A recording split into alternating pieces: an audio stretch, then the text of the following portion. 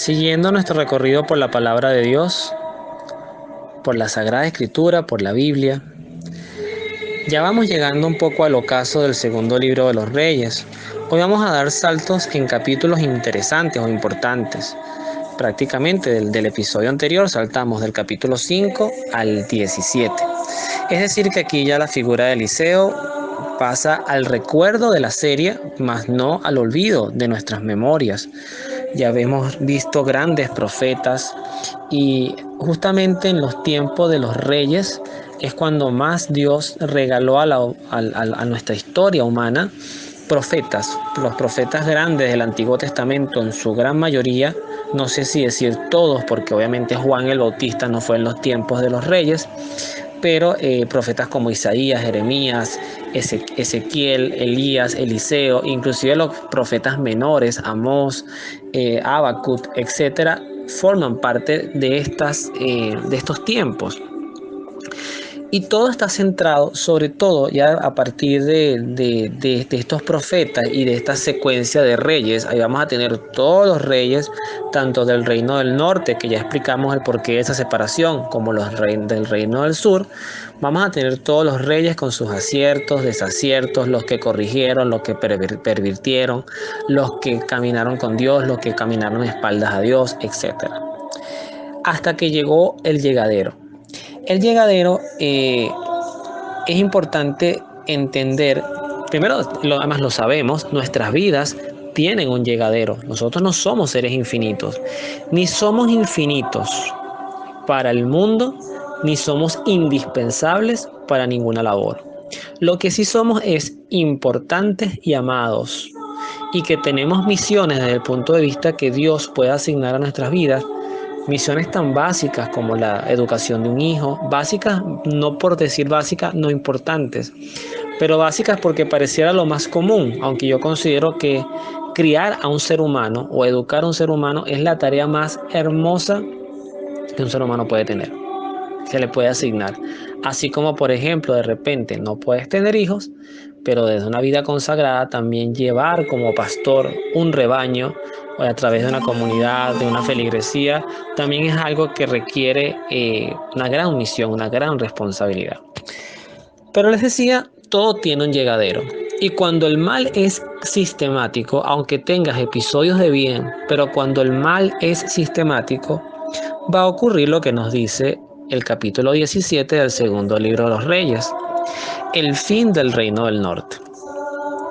El reino del norte, para recordar rápidamente, ustedes conocen de esas separaciones terribles que había entre samaritanos y judíos, justamente viene de aquí, ¿no? El reino del norte representaba justamente al reino que no venía del linaje de David, el reino que no estaba bajo la promesa del reinado. O sea, todo esto viene a partir de Salomón, fue el rey integral de lo que se entendería la unión de estos dos reinos que no estaban separados.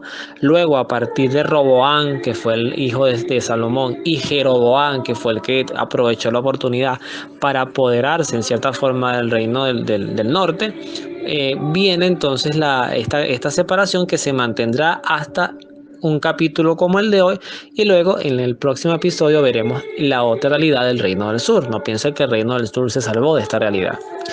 ¿Qué fue lo que marcó el cuadro? Primero, ¿quién fue el rey cuando ocurre el fin y cómo ocurre este fin? Bueno, el texto nos dice: Oseas, el hijo de Elab, comenzó a reinar en Israel en el año 12 de Ahaz, rey de Judá. Fíjense que ellos hacen siempre la comparación. Cuando te dicen a reinar en Israel, es el reino del norte. Cuando te dicen rey de Judá, es el reino del sur. Y en este caso, Ahaz, siempre estaba la comparación. Cuando Ahaz gobernaba en Judá, entonces Oseas, hijo de Elab, gobernó en Israel.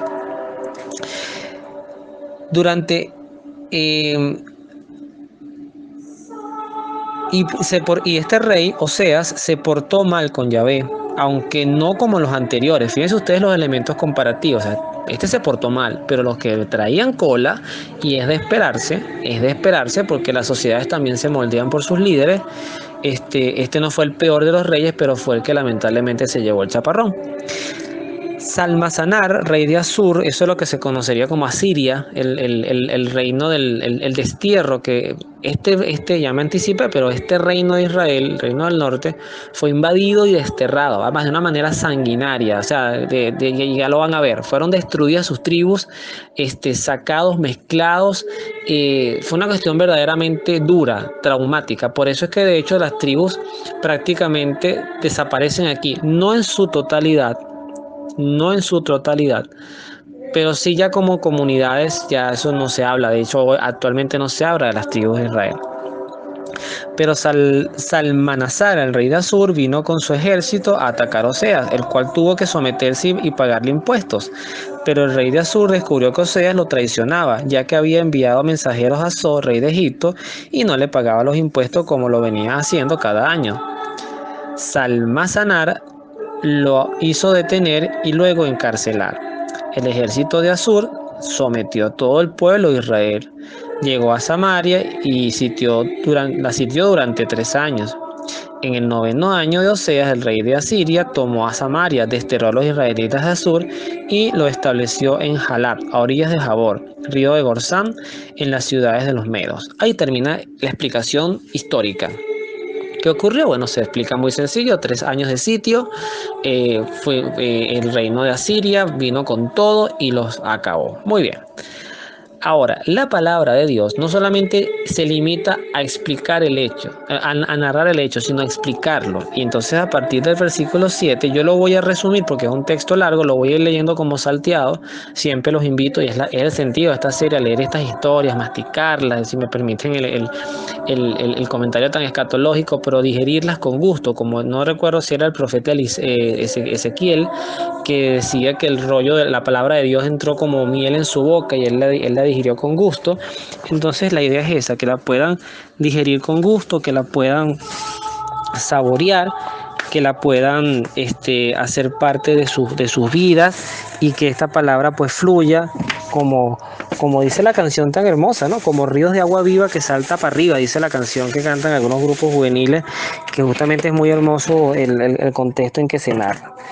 Bien, ¿qué dice entonces las causas? Vamos a centrarnos en las causas. Primera de estas causas dice: los hijos de Israel primero siguieron las costumbres de las naciones que Yahvé había arrojado delante de ellos. Es decir, lo que Dios les había dicho en un momento, no hagan, no imiten a otras sociedades que son idólatras, que hacen sacrificios, sacrifican niños, tenían, ya lo he hablado también, la prostitución sagrada, y etcétera, etcétera, eran muchas cosas.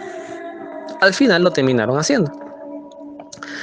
Además de esto, además de que siguieron estas costumbres, maquinaron muchas cosas inconvenientes contra Dios. Por ejemplo, construyeron santuarios en todas las ciudades, desde las torres de la guardia hasta las ciudades fortificadas.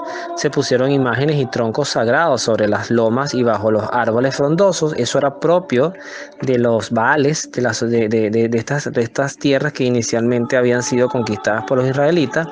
Quemaban inciensos en los santuarios, en las lomas, cometieron maldades provocando a Yahvé, sirvieron a repugnantes ídolos, dice así el texto, sirvieron a repugnantes ídolos, a pesar de que Yahvé lo había dicho, ustedes no deben hacer tal cosa. Bueno, además de eso, el pueblo de Israel y de Judá, se les envió profetas que le decían: vuelvan de sus malos caminos, guarden mis mandamientos y preceptos conforme a las leyes, pero no les hicieron caso, no escucharon y se abstuvieron, igual que sus padres, los cuales no habían creído en Yahvé, en Dios. Despreciaron sus decretos, o sea, podríamos hablar de sus mandamientos, las alianzas, lo pactado. Fueron tras dioses vanos y se hicieron vanos ellos mismos, como las naciones que los rodeaban.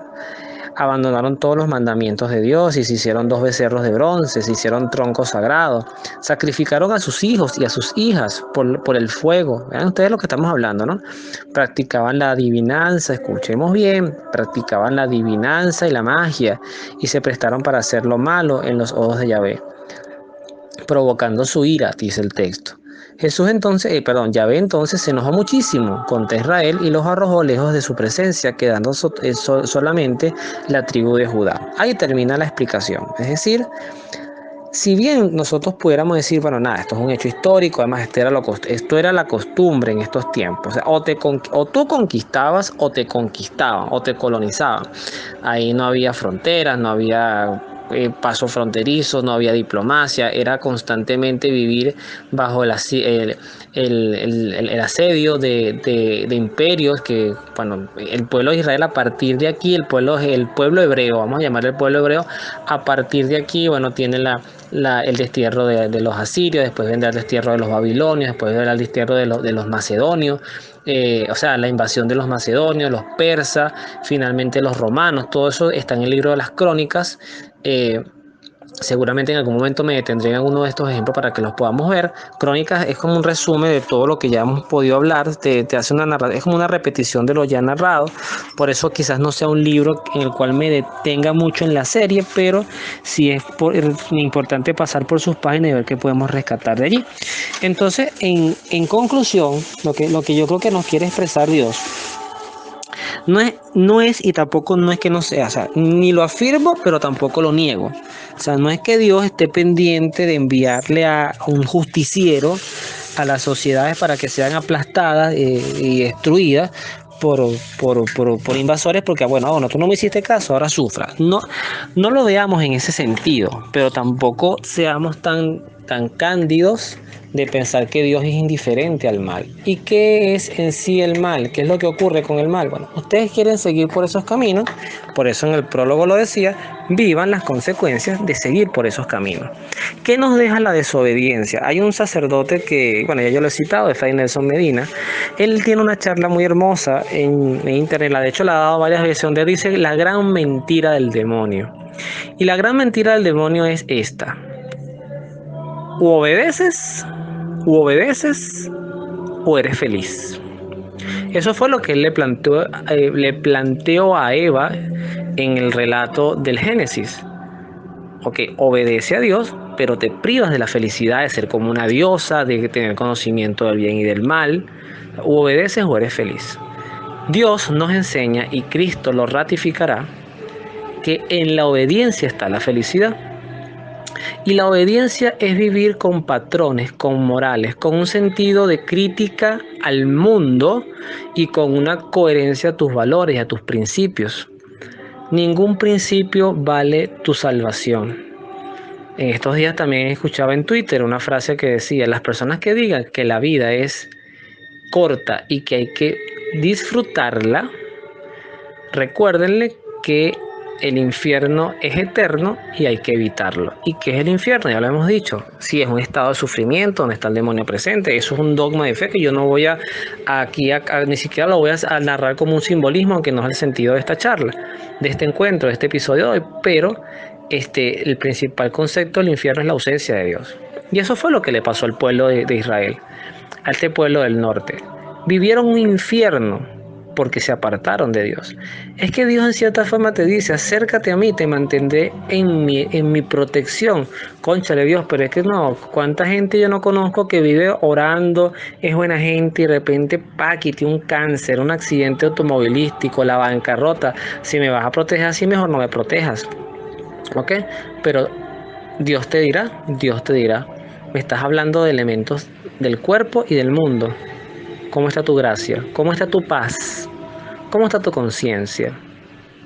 Qué sabroso es acostarse, aunque a veces tenemos trastornos de sueño. Yo padezco de eso por temas a veces de trabajo, preocupaciones, pero qué sabroso es acostarse desde el punto de vista de tú digas: hoy no hice nada malo, hoy no me robé nada, hoy le fui, como todos los días debo serlo, fiel a mi esposa, fiel a mi hijo. Bendito Dios que me estoy acostando en el mismo techo con mi familia. Bendito Dios que tengo un trabajo, que tengo salud. Pero también mi gracia que siempre hay que pulirla en la confesión, pero mi conciencia, no es que esté tranquila, como diría Ricardo Arjona, porque siempre necesita del perdón de Dios, pero mantengo mi brújula en la dirección donde Él está. Y eso es el llamado que nos hace un poquito esta reflexión. Se apartan de mí, se hacen oídos sordos a mis advertencias, pues van a padecer. Y van a padecer hasta el punto de que van a ser colonizados por lo que quisieron imitar. Si para ti lo importante es la moda te va a absorber. Si para ti lo importante es la lujuria, la pasión, el placer, pues eso te va a consumir. Si para ti lo importante es el poder, pues el mismo poder te va a aplastar porque alguien más poderoso que tú te va a enseñar cómo tú trataste a otras personas. Y eso ha pasado en muchos momentos de la vida, en cualquier cargo, en cualquier profesión. Uniendo esta realidad, esta hermosa realidad, viene entonces la narración enlace que vamos a ver con Mateo 24 del 1 al 28. También es un texto largo que vamos a resumir. Algunos, si no me equivoco, algunas personas que tengan mucha más avanzada formación teológica que la mía es prácticamente nula, han llamado este capítulo el pequeño Apocalipsis. Pero el pequeño Apocalipsis tiene como dos maneras de entenderlo, porque por ejemplo también está el juicio final, que está en el mismo capítulo número 24, si no me equivoco, 25, perdón, que se llama el juicio final. Y en el juicio final es donde Dios dice que colocará a la derecha, a la izquierda, a los buenos, a los malos, y yo tuve hambre, me diste de comer. Entonces en este evangelio hay como ese micro Apocalipsis. ¿Qué nos dice ese Apocalipsis? Nos dice, por ejemplo, nos habla de la destrucción de Jerusalén y el fin del mundo. Entonces, cuando Cristo salía del templo, dice el texto, así estaría Jesús. Cuando Cristo salió del templo, mientras caminaba, sus discípulos le hacían notar las imponentes construcciones del templo. O sea, me imagino aquellas maravillas y estarían diciéndole a Jesús, mira toda esta majestuosidad. Pero Cristo queda tan tajante, por eso Cristo no predica para el mundo. Cristo predica para que nos salvemos en su reino y para que seamos firmes en este mundo, contracorriente, duro. Cristo les dice, en verdad les digo que no quedará allí piedra sobre piedra, todo será destruido. Y así fue. En los años, yo no sé si fue en el año 66 después de Cristo, vino la gran invasión romana durísima. De hecho, el historiador Josefo la narra. Fue cuando los judíos de verdad se hicieron una revuelta, me imagino que estarían involucrados los celotes, expulsaron a los romanos de allí, lograron reconquistar su tierra, pero lo que se esperaba iba a ocurrir, vino la respuesta de Roma y Roma respondió con todo. Y cuando respondió con todo, vino la segunda destrucción y definitiva del templo y de toda esta ciudad que fue incendiada y calcinada. La primera destrucción había ocurrido justamente cuando vino la invasión que ya la vamos a ver en el próximo episodio, del Reino del Sur con Nabucodonosor, eran los de Babilonia. Y esta fue la segunda. Esto que está hablando Cristo profetizó fue la segunda y definitiva destrucción del templo, del cual solamente quedó lo que hoy se conoce como el Muro de los Lamentos. Después Jesús se sentó en el monte de los olivos, dice, con sus discípulos, y dijo, ellos le preguntaron cuándo va a ocurrir todo esto, y Jesús les dijo, no se dejen engañar. Y esto también es importante. Yo sé que va a ser un poquito largo, pero me parece importante reflexionarlo, porque Cristo aquí nos da consejos. Por eso escuchemos a Dios, escuchémoslo. No se dejen engañar.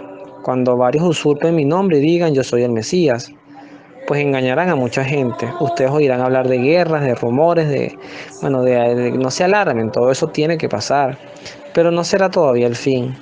Unas naciones lucharán contra otras y se levantará un reino contra otro. Habrá hambre, terremotos en diversos lugares. Esos serán los primeros días del parto. Entonces los denunciarán ustedes y serán torturados y asesinados. Y todo eso pasó con sus discípulos. Todas las naciones los odiarán por mi causa. Todo eso pasó con sus discípulos y todavía hoy pasa en Siria, en Libia, en Nigeria y en muchos lugares donde a los cristianos nos odian de verdad, los medios, por lo que predicamos, por lo que defendemos. Esos días muchos tropezarán y caerán. De repente se odiarán y se traicionarán unos a otros. Aparecerán falsos profetas que engañarán a mucha gente. Y tanta será la maldad que el amor se enfriará mucho en muchos. Wow, qué palabras tan duras de Cristo, ¿no? Tanta será la maldad que el amor se enfriará en muchos. Una frase que solamente en ella se puede hacer una charla completa de horas. Pero el que se mantenga firme, y esto es lo que te invita Cristo a ti, a mí y a todo el que pueda escuchar y entender esto, todo, porque esto no tiene exclusividad. Pero el que se mantenga firme hasta el fin se salvará. Esta buena nueva del reino será proclamada en el mundo entero y todas las naciones oirán el mensaje, después vendrá el fin. Y después vendrá el fin. Cuando ustedes vean lo anunciado por el profeta Daniel, que decía, el ídolo del invasor instalado en el templo, entonces los que estén en Judea huyan a los montes. Si estás en la azotea de tu casa, no te demores ni bajes a buscar cosas. Si te hallas en el campo, no vuelvas a buscar a tu manto. Pobres de aquellos días, pobres de las que en aquellos días estén embarazadas o criando. Rueguen para que no les toque huir en un invierno o un día sábado. Más adelante, porque insisto, el texto es largo, pero ya casi terminando, dice, por lo tanto, si alguien les dice, allá está Cristo en el desierto, no vayan. Si dicen, está en aquel lugar retirado, no le crean. Pues así como refulge el relámpago desde el oriente e inflama el cielo hasta el poniente, así será la venida del Hijo del Hombre. En otras palabras, donde hay un cadáver, allí se juntan los buitres. Palabra del Señor, gloria a ti, Señor Jesús. Pareciera que Cristo, de verdad yo siempre digo que Cristo fue muy mal publicista, ¿no? Si Cristo vendiera una marca y la marca se llamara cristianismo y la vendes con estos esquemas motivacionales, pues nadie lo seguiría. Pero ese es propio del que habla desde la verdad, desde el que conoce la fotografía y además conoce la experiencia de vivir en desobediencia, de empezar a entregarse a leyes que van contrarias al amor de Dios, a su voluntad, de empezar a llamar bueno lo que es en evidencia malo, de empezar a construir caminos donde sencillamente Dios tenía bloqueados los accesos para que no pasáramos, como por ejemplo la prohibición del fruto del árbol, del árbol prohibido, del Edén, que es un simbolismo que nos puede explicar cuando Dios prohíbe algo, pues sencillamente, aunque sea jugoso, sabroso y esté a tu alcance, pues no lo hagas. Y eso también mide un poquito tu voluntad y la mía. Y todos hemos fallado, todos hemos caído. Esto es una lucha diaria. El sentido de este episodio no es generar miedo, no es poner la imagen del Dios que está ahí pendiente y que nos haga caer infinitas desgracias. Yo creo que ya las tenemos. Yo creo que ya caminamos en muchas tragedias sociales, ya caminamos en muchas tragedias y que sencillamente mencionarlas pues paraliza el cuerpo. La cantidad, por ejemplo, de abortos legales subsidiados por los impuestos de los estados, que ya se legalizaron en el mundo y que marca el genocidio de niños que no se les está dando ni la oportunidad ni el derecho a vivir. La gran cantidad de corrupción, de mentiras que gira en torno a la política, la trata de personas, la droga, la violencia tan desatada, el que la vida no valga nada para muchos, los malos procesos que quizás muchas instituciones educativas están llevando y están mal formando jóvenes, cómo se ha relajado la formación de la fe. O sea, son fotografías que Cristo nos dice, caramba, de verdad, por favor, volviendo a lo que pasó en los reyes, lo que explica por qué les pasó y lo que quizás nosotros todavía podemos evitar que nos pase, como hizo el pueblo de Nínive cuando escuchó la profecía de Jonás y bueno, por lo menos se alcanzaron el perdón de Dios y no fue destruida la ciudad. Yo creo que Dios siempre nos va a dar tiempo para reencontrarnos con su amor. No pensemos tanto en lo macro. Veamos la realidad de nuestro hogar, la paz en nuestro hogar, la vivencia de la fe en nuestro hogar, a qué ídolos estamos entregados, qué supersticiones hemos incorporado en nuestras vidas, qué tan leales y fieles somos a Dios. Y a partir de allí irá creciendo una semilla que puedan ser los hijos, los nietos, las nueras, los yernos, etcétera, los sobrinos, irá creciendo ramificaciones, pequeñas semillas de santidad, que es lo que Dios quiere recoger en el mundo. Que Dios los bendiga, nos vemos en la oración.